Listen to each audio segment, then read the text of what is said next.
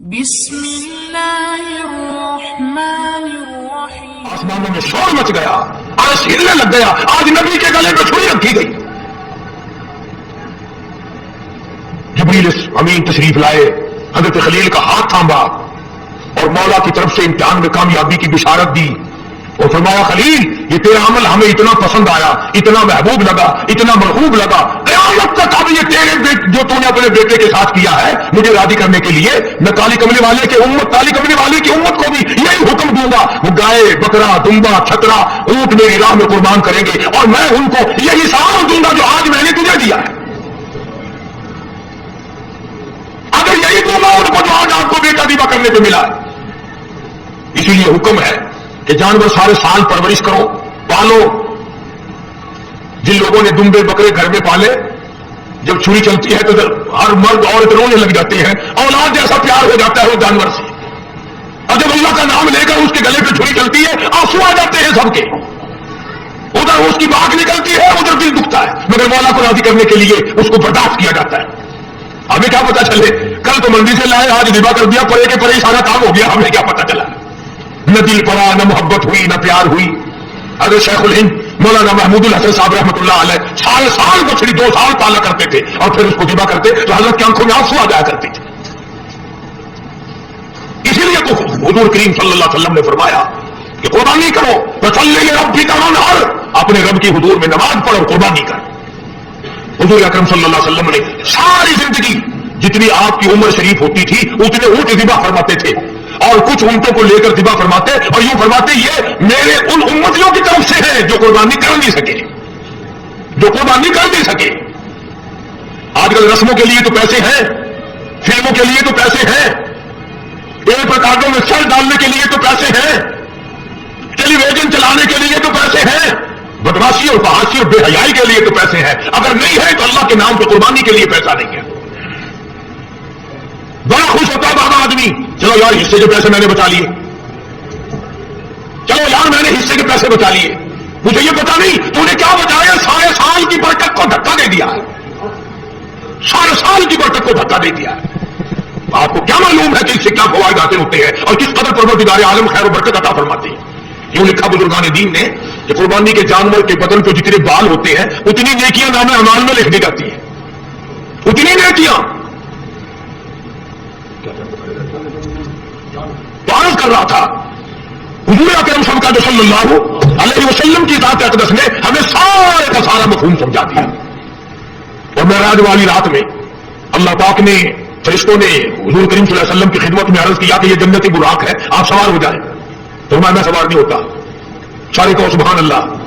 فرمایا میں سوار نہیں ہوتا. کیوں؟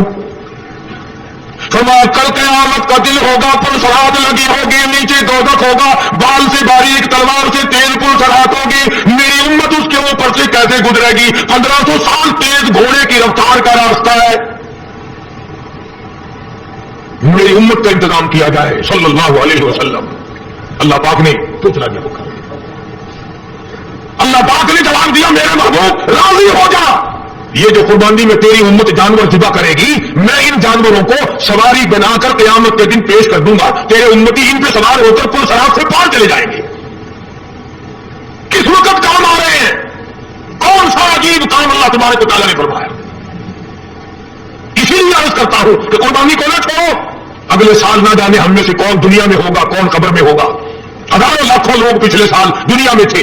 ابھی پرسوں یہاں لارے کے قریب ایک حادثہ ہوا، کئی رخصت ہو گئے. کل صبح کے وقت بھی ادھر بائی پاس سے پگلی طرف ہوا. 8 جگہ ایکسیڈنٹ ہو رہے ہیں ملک میں، 8 10 10 12 12 2 2 4 4 مر رہے ہیں. نہ جانے ہم میں سے اگلی عید تک کون خبر میں ہوگا اور کون دنیا میں ہوگا. اس لیے نماز بھی اخلاص کے ساتھ پڑھو. نہ جانے ہم میں سے کس کس کے لیے یہ آخری نماز ہوگی، کس کس کے لیے یہ آخری قربانی ہوگی. قربانی کے جانور کے قریب کھڑے ہو، جھولی پھیلاؤ، قبولیت کی دعا مانگو. اللہ پاک فرماتے ہیں خون کے قطرے زمین پہ بعد میں گرتے ہیں، میں پہلے قبول کر لیتا اور ہر وقت تینوں ایمان کے لیے قربانی پہ تیار رہے. کچھ لوگ ایسے ہوں گے قیامت کے دن حضور کریم صلی اللہ علیہ وسلم نے فرمایا کہ اس گھبراہٹ والے دن میں یہ آواز لگے گی، 50,000 سال کے دن میں آواز لگے گی، اتنی لمبی لمبی زبان لٹکی ہوئی ہوں گی تو آواز لگے گی. جب ماں باپ بے اولاد کے اور اولاد ماں باپ کی نہ بنے گی، بیوی شوہر کی نہیں بنے گی، خامد بیوی کا نہیں بنے گا، اس دن کیا آواز لگے گی اللہ پاک کی طرف سے؟ آؤ میرے گھروں کو آباد کرنے والے آ جاؤ، میری مسجدوں کو آباد کرنے والے، بنانے والے، چمکانے والے اور اس کی رونق بڑھانے والے آ جاؤ، تم دھوم میں نہ کھڑے ہو، میرے عرش کے چھاؤں میں سائے میں آ جاؤ۔ کئی لوگ پاگل سمجھتے ہیں جو مسجدیں بناتے ہیں نا، ایسے روپیہ خرچ کر رہے ہیں، اسی طریقے سے یوں لگا رہے ہیں، اتنے پنکھے، اتنا یہ اتنے، ان غریبوں کو پتہ نہیں ہے کہ یہ دربار کس کا ہے، انہیں یہ علم نہیں ہے کہ یہ کسی بادشاہ کا دربار نہیں، یہ کسی وزیر کا دربار نہیں، یہ کسی سفیر کا دربار نہیں، یہ کسی ذمہ دار اور سرمایہ دار کا دربار نہیں، یہ تو اس حاکم الحاکمین کا دربار ہے جو اپنے خدمت گزاروں کو قیامت میں آواز دے کے بلائے گا۔ حدیث پاک میں آتا ہے، سب کہتے صلی اللہ علیہ وسلم، ایک حدیث میں یوں آتا ہے کہ یوں آواز لگے گی، کدھر ہے وہ جو میرے دربار میں جھاڑو لگایا کرتے تھے؟ کبھی آواز آئے گی، کدھر ہے وہ جو میرے دربار میں پانی کا انتظام کیا کرتے تھے؟ تو اس وقت روئیں گے، پچھتاویں گے وہ لوگ جو سیانے بنتے ہیں، جو بڑے ہوشیار بنتے ہیں، تو اس وقت کے پچھتانے سے کچھ نہیں بنے گا۔ عرض کرنے کا مقصد یہ، ہر کار خیر میں حصہ ڈالو، ہر جگہ کوشش کرتے چلو، اپنی سی ہمت کے مطابق کرتے چلو، چلتے چلو، موت آئے کلمہ پڑھتے ہوئے رخصت ہو جاؤ۔ اللہ پاک ہم سب کا کامل ایمان پر خاتمہ بالخیر فرمائے۔ سارا دن بتا جاؤ۔ تو عرض کرنے کا مقصد یہ، قربانی کے 3 دن مکمل ہے۔ قربانی آج بھی ثواب ایسا ہی، کل بھی ثواب ایسا ہی، پرسوں دن چھپنے سے پہلے تک، اور وہ تکبیر جو ہے وہ بھی پڑھتے رہنا، اللہ اکبر اللہ اکبر لا الہ الا اللہ واللہ اکبر اللہ اکبر وللہ الحمد، چلتے پھرتے بھی پڑھو، اور ہر فرض نماز کے بعد مردوں پہ بھی واجب ہے، عورتوں پہ بھی واجب ہے۔ قربانی کرو، اللہ سے قبولیت کی دعا مانگو، مدارس میں طلباء کو کے لیے کھالے خود پہنچا کے آؤ، تاکہ جس کا دل اجازت دے وہ ہمارے مدرسے میں پہنچا دے، 100 مرتبہ جس کا دل اجازت دے، خوشی پڑے، ورنہ اور طالب علموں کو، غریبوں کو، محتاجوں کو، بیواؤں کو، جس کو دل چاہے دو، کوئی کسی کا اعتراض نہیں، اور قبولیت کا فکر کرو۔ چنانچہ ابراہیم علیہ السلام کو پروردگار عالم نے شروع سے ہی آدم آیا آخری وقت تک امتحانات ہوتے رہے۔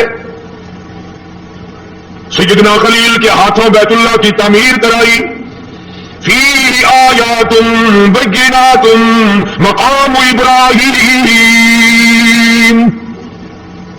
یہ میں خدا کا گھر ہے، ان اول بیت وضع للناس للذی ببکۃ مبارکا وہدی للعالمین، یہ میرا گھر ہے جو ابراہیم علیہ السلام نے تعمیر کیا۔ اندازہ لگاؤ، ایک نبی مستری کا کام کرتا ہے اور مزدور ذبیح اللہ ہے، مستری خلیل اللہ، مزدور ذبیح اللہ ہے، اللہ کا گھر تعمیر کر رہے ہیں۔ گاڑا پکڑانے والا، پتھر اٹھا کر دینے والا ذبیح اللہ، اور کھڑا ہو کر کے لگانے والا خلیل اللہ ہے، اور جس کا گھر بن رہا ہے وہ اللہ ہے، اور جو بن رہا ہے وہ بیت اللہ ہے۔ اور سیدہ ہاجرہ کھانا لے کے آتی ہے، سبحان اللہ، سارا خاندان۔ جب بیت اللہ مکمل ہو گیا، ابراہیم علیہ السلام نے دعا مانگی، الہی اس گھر کو آباد فرما، اس گھر کو ساری دنیا میں مقبول ترین فرما، ربنا تقبل منا انک انت السمیع العلیم۔ خلیل اللہ نے دعا مانگی، الہی میں نے بنا دیا، میں نے تعمیر کر دیا، قبول کرنا تیرا کام ہے۔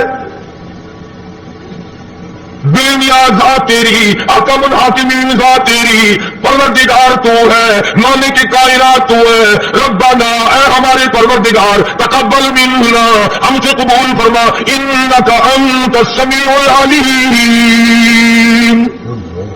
تیرے سوا میری سننے والا کوئی نہیں، تیرے سوا میرے دل کی تمناؤں کو جاننے والا کوئی نہیں، کون جانے۔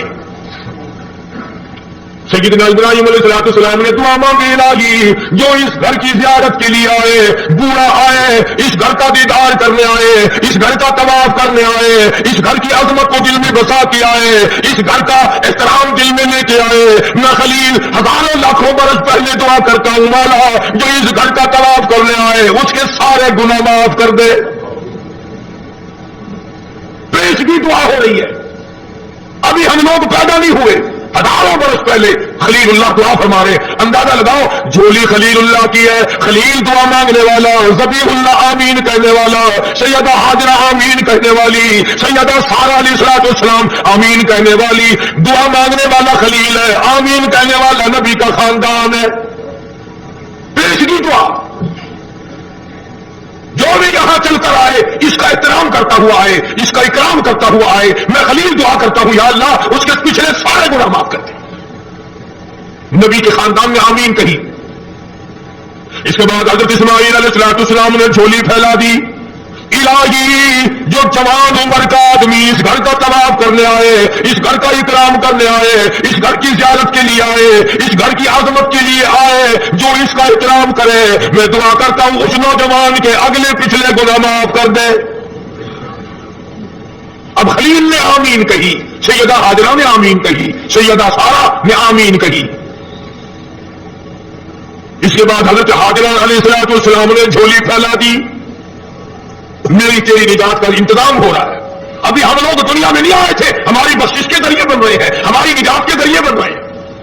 سیدہ ہاجرہ نے جھولی پھیلا دی اور دعا کی, الہ العالمین اور مالک کائنات, ومن دخلہ کان آمنا وللہ علی الناس حج البیت من استطاع الیہ سبیلا ومن کفر فإن اللہ غنی عن العالمین. سیدہ ہاجرہ دعا کرتی ہے, الہی اور مالک کائنات, اور ہمارے پروردگار جو جوان عمر کی عورت آئے اس کا آنا ایسا قبول فرما, سر سے پاؤں تک جتنے گناہ ہو ساروں کو معاف کر دے. حضرت خلیل اللہ نے دعا فرمائی, اسماعیل ذبیح اللہ نے آمین کہی. اس کے بعد حضرت سارہ علیہ السلام جو بوڑھی عمر کی ہو چکی تھی, انہوں نے جھولی پھیلا دی, او میرے مولا, او میرے پروردگار, جو بوڑھی عمر کی عورت آئے, تیرے دربار میں آئے, حج کے لیے آئے, زیارت کے لیے آئے, اس کے سارے گناہ معاف کر دے, اس کو یہاں سے ایسے واپس کرنا گویا آج ہی اپنی ماں کی پیٹ سے پیدا ہوئی. خلیل اللہ نے, ذبیح اللہ نے آمین کہی. سارے خاندان نے اپنی اپنی عمر کے لوگوں کے لیے دعائیں مانگ دی. اللہ ہم سب کا حصہ ان کی دعا میں عطا فرما دے, اور جتنے لوگ حج کے لیے گئے ہوئے ہیں پروردگار سب کا حج قبول فرمائے, سب کی اللہ پاک دور دھوپ محنت کوشش قبول فرمائے. بڑی بات ہے, بڑی بات ہے, یوں ہی نہیں وہاں جایا جاتا. مالک بلاتا ہے تو آدمی جاتا ہے. چنانچہ ابراہیم علیہ السلام کو اسی مہینے میں خواب نظر آیا, میری راہ میں صدقہ کر, قربانی کر, 100 اونٹ قربان کر دیے. پھر خواب دیکھا, میری راہ میں قربانی کر, میری راہ میں صدقہ کر, 100 اونٹ پھر قربان کر دیے. لمبی رات کو جو آج کی رات گزری, اس میں پھر یہ اللہ پاک نے فرمایا, میرے خلیل اس چیز کی قربانی کر جو تجھے پوری دنیا میں سب سے زیادہ محبوب ہو, سب سے زیادہ پیاری ہو, سب سے زیادہ عزیز ہو, سب سے زیادہ تیرے دل کو بھاتی ہو, دل پسند ہو. حضرت اسماعیل علیہ السلام کی قربانی کے بارے میں خلیل نے مسئلہ سمجھ لیا. صبح ہوئی, سوچا کہ اگر حضرت ہاجرہ کو بتاؤں تو عورت ذات ہے, کہیں گھبرا نہ جائے. ایک ہی بچہ ہے, کتنا خوبصورت ہونہار حسین بچہ ہے, اور حضرت اسماعیل علیہ السلام کے حسن کا کیا کہنا, جس کی پیشانی میں محمد عربی صلی اللہ علیہ وسلم کا نور نبوت ہوگا, وہ کتنا حسین ہوگا. ابراہیم علیہ السلام نے حضرت ہاجرہ سے کہا کہ کسی بہت بڑی جگہ دعوت پہ جانا ہے, نہلا دھلا کر ستھرے کپڑے پہنا کر بچے کو تیار کر دو.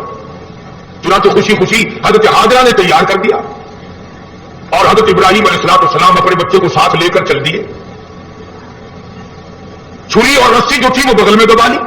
قربانی کرنی ہے نا بچے کی, اس مولا کو راضی کرنے کے لیے, اس اللہ پاک کی ذات کو خوش کرنے کے لیے بچے کے گلے پہ چھری چلانی پڑے گی. چلاؤں گا, تجھے راضی رکھوں گا, تو میرا رب ہے, میں تیرا بندہ.